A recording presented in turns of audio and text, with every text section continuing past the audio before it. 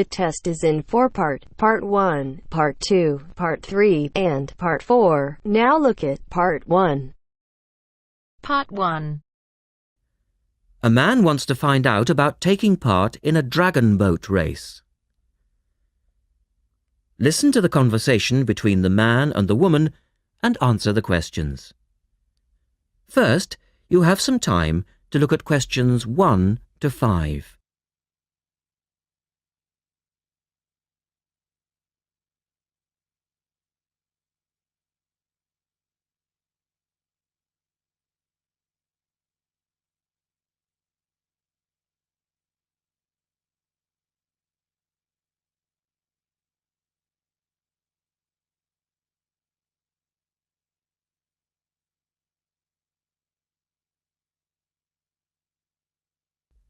Now we shall begin.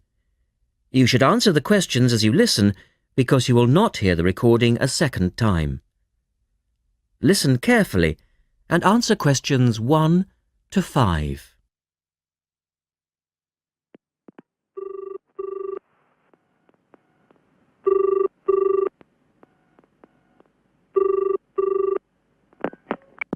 Scope Charity Office. How can I help you?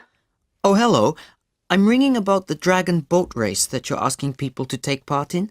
Oh, yes. We still need a few more teams. Are you interested in joining the race? Yes, we want to enter a team, but we don't know anything about it. Could I ask you for some more information first? Of course. I don't even know when it's being held. It's taking place on the 2nd of July.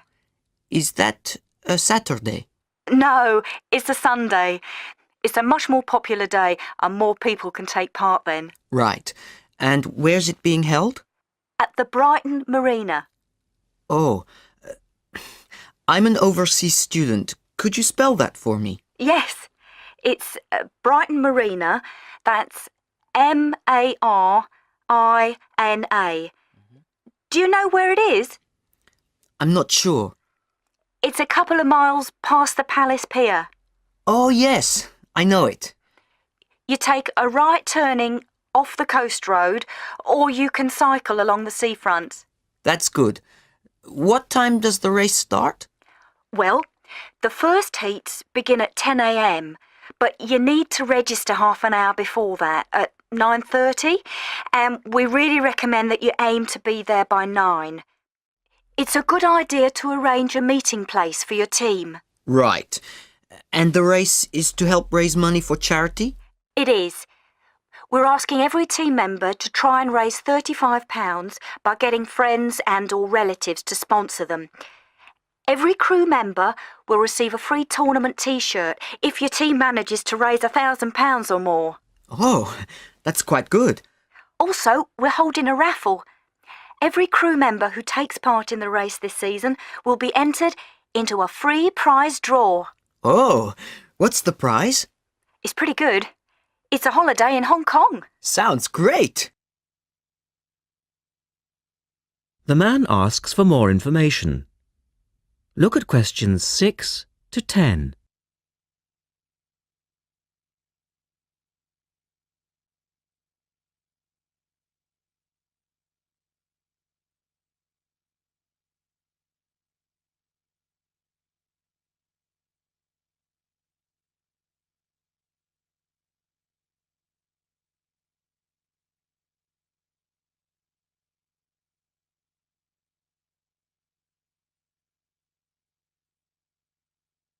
Now listen to their conversation and answer questions 6 to 10.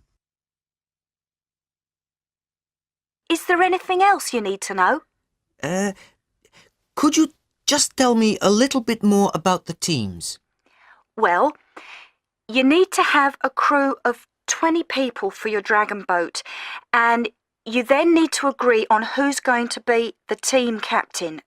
That will probably be you. Fine. I've got a group of 20 people who are interested. Do all the team members have to be a certain age? Well, there's no age limit as such, but if you have a team member who's under 18, then they have to get their parents' permission to take part. Yes, that makes sense. It isn't dangerous, but we do have boats that turn over in the water, and for that reason we need to insist that everyone wears a life jacket as well. And you can hire life jackets from us when your team arrives. What do you advise people to wear? Well, most people wear a t-shirt, shorts and trainers. I certainly wouldn't recommend that you wear jeans or boots. In fact, it's a very good idea to bring some spare clothes. Okay. It can get quite cold and wet if the weather's bad, and there's quite a bit of hanging around, especially if you qualify for the semi-finals or the final. I see what you mean. Have you got a name for your team? Oh, not yet, no. Well, you need to decide on one and then put it on the entrance form, which I'll send you. Oh, okay. So, if you'd like to give me your address, I'll be happy to send details first class.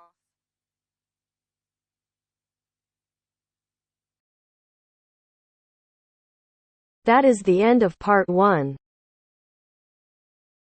You now have half a minute to check your answers.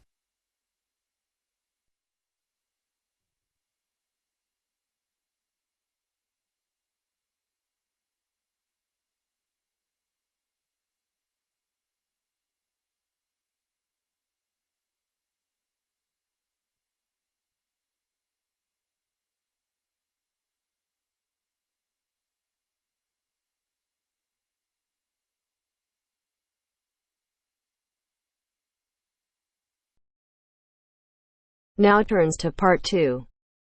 Part 2. You are going to hear some announcements made to a group of people who are planning a trip to Greece. First, you have some time to look at questions 11 to 15.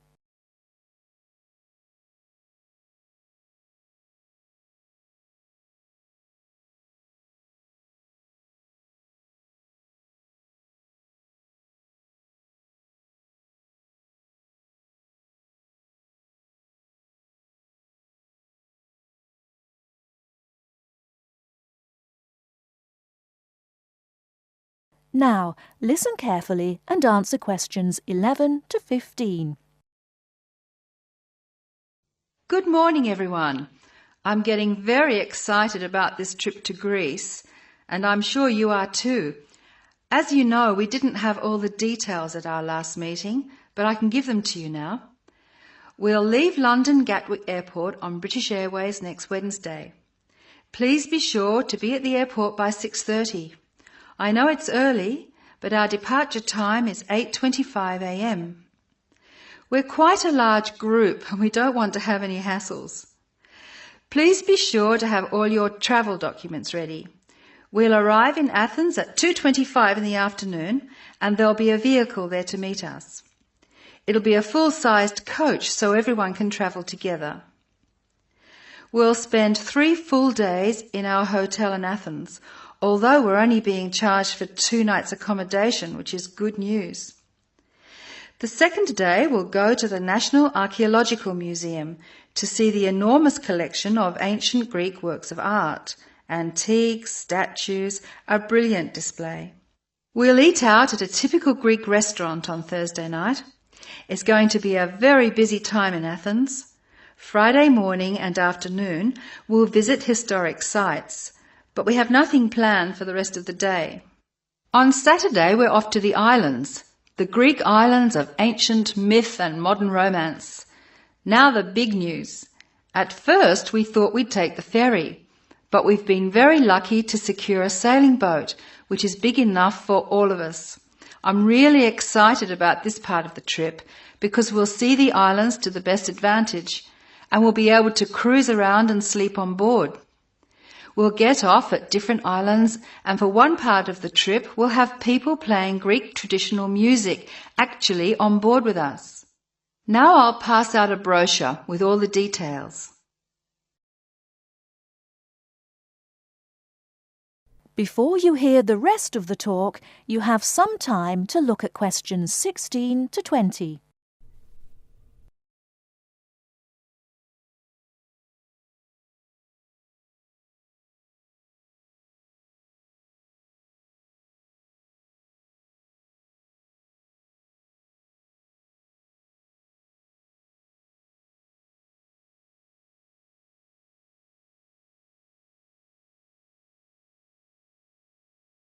Now listen and answer questions 16 to 20.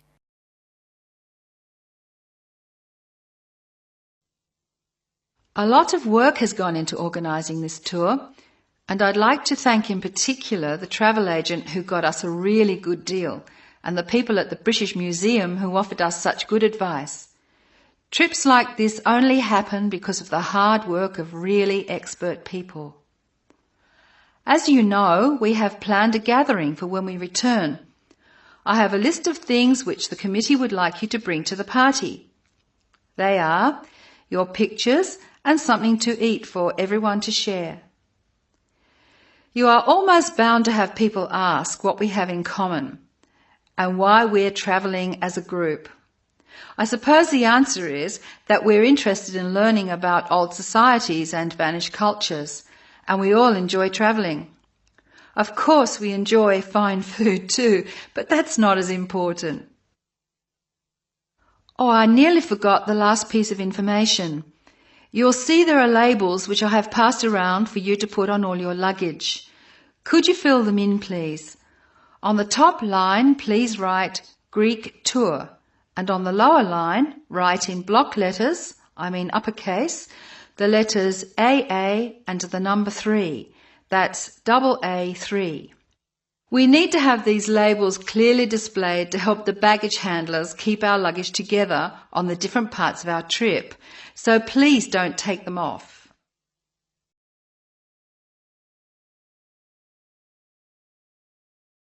That is the end of part 2. You now have half a minute to check your answers.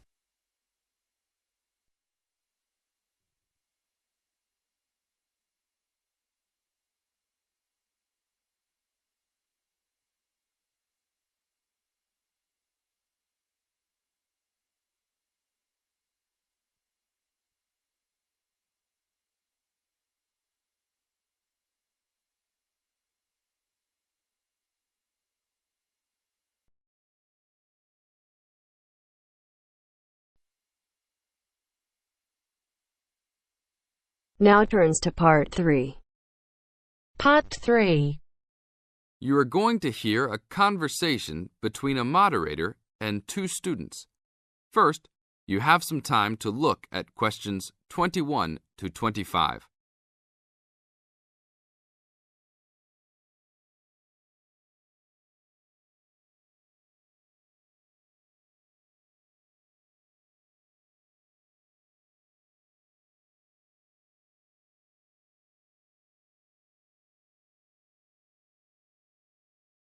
Now listen to the tape and answer the questions. Today we will hear 2 views of the book Fast Food Nation, The Dark Side of the All-American Meal by Eric Schlosser. Many have deemed this a fascinating socio-cultural report that explains how the development of fast food restaurants has led to the standardization of American culture, widespread obesity, urban sprawl and more. Well, I think that Schlosser's book promises a lot but delivers less than a highly hyped fast food meal. The book is not well written, and it lacks organization as it skips around in its telling of fast food horror stories. And then he spends a great deal of time on Walt Disney and bashing Disneyland.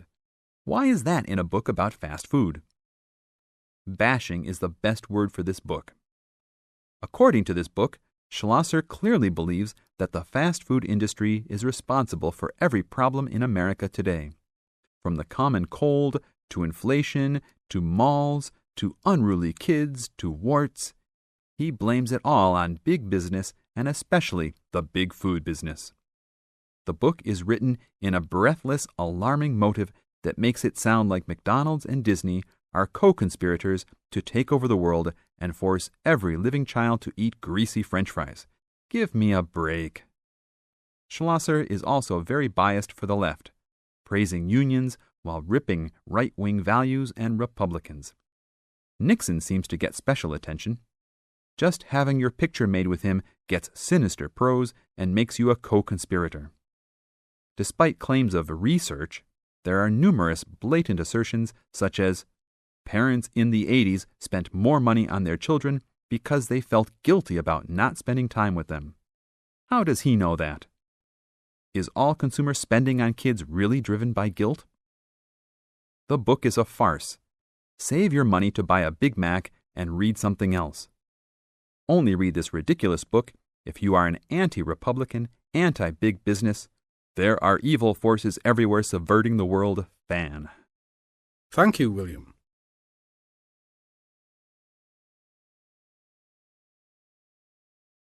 Now look at questions 26 to 30.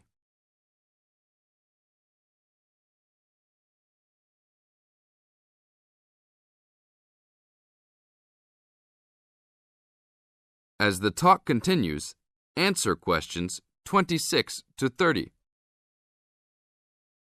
Now we'll talk to another person with a very different assessment of this book. So, Jenny, what did you think of Schlosser's book? Wow, where do I begin? I thought that this book was very informative, very well researched, and a very easy read.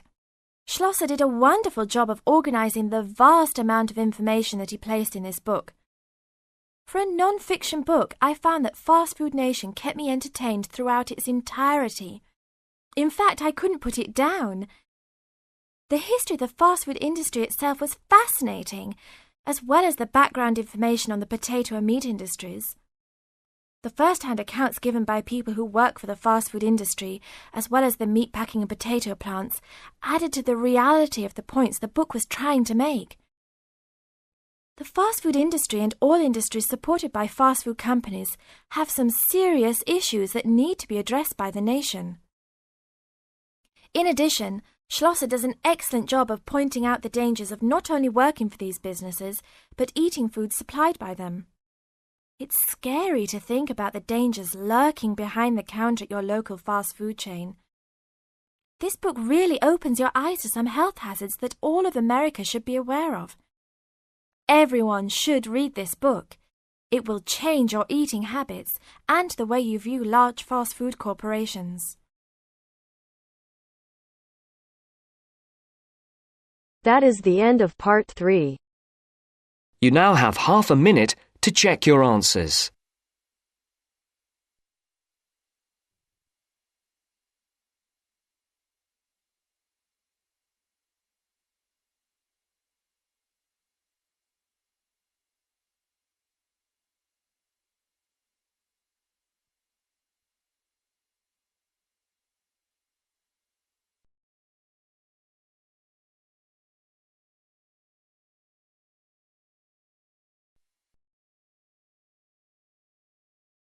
Now turns to part 4. Part 4. You will hear a lecture about the Inuit Eskimos of Alaska and Canada. First, you have some time to look at questions 31 to 40.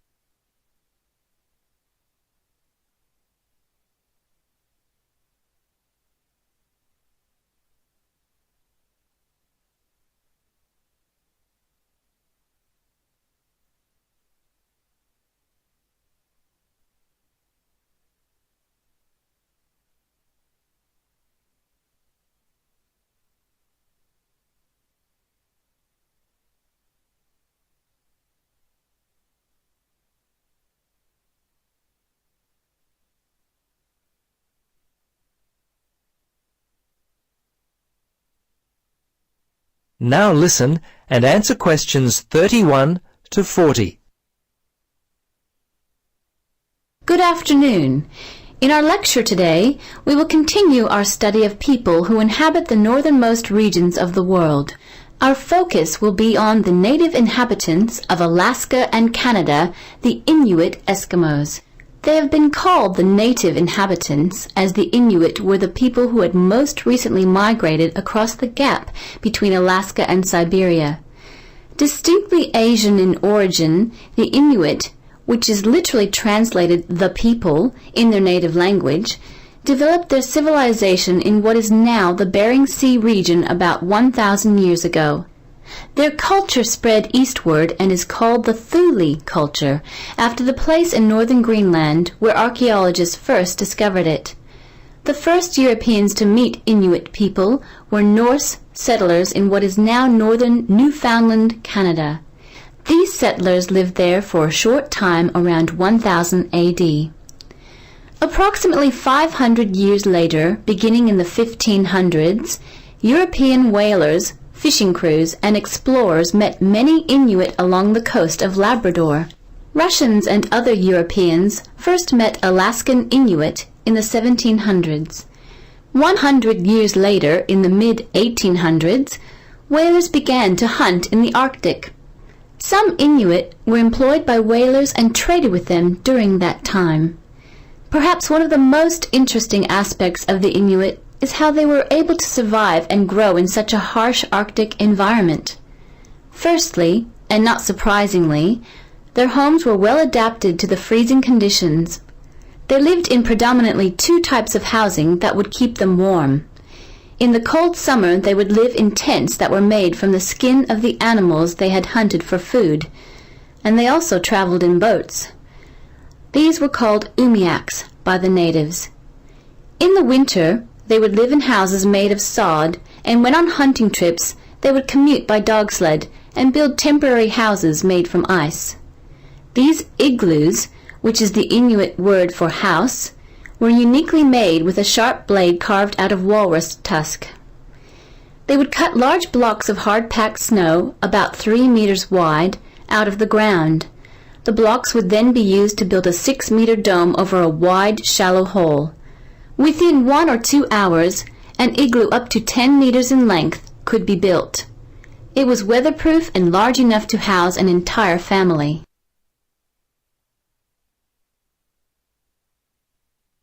Very early in their history, they managed to develop the technology to hunt the huge bowhead whale, which was the staple food source for them at that time. They also hunted walruses and seals. On land, they hunted polar bears, moose, and various other game. The harsh environment in which they lived meant that a steady supply of food was often difficult to come by. Therefore, the Inuit were a people constantly on the move, looking for food, which meant that their dwellings had to be easily built and easily dismantled. They inhabited the wide open land and, as such, moved freely around it in search of food. Today, the traditional way of life has basically ended for the Inuit. They live in wooden homes rather than in snow houses, sod houses, or tents. They wear modern clothing instead of animal skin garments. Most Inuit speak English and Russian. Some speak Danish, while fewer still continue to hold on to their cultural roots by passing on to the younger generation their native language. The kayak and umiak, their principal means of travel, have given way to the motorboat, and the snowmobile has replaced the dog team. The combined percentage of the Inuit population in Alaska and Canada stands at 63%, the latter being 29% and the former around 34%. Some Alaskan Inuit live in towns and cities, but the majority live in small settlements and hunt and fish for most of their food. Most of those in Canada live in towns and housing provided by. That is the end of part 4. You now have half a minute to check your answers.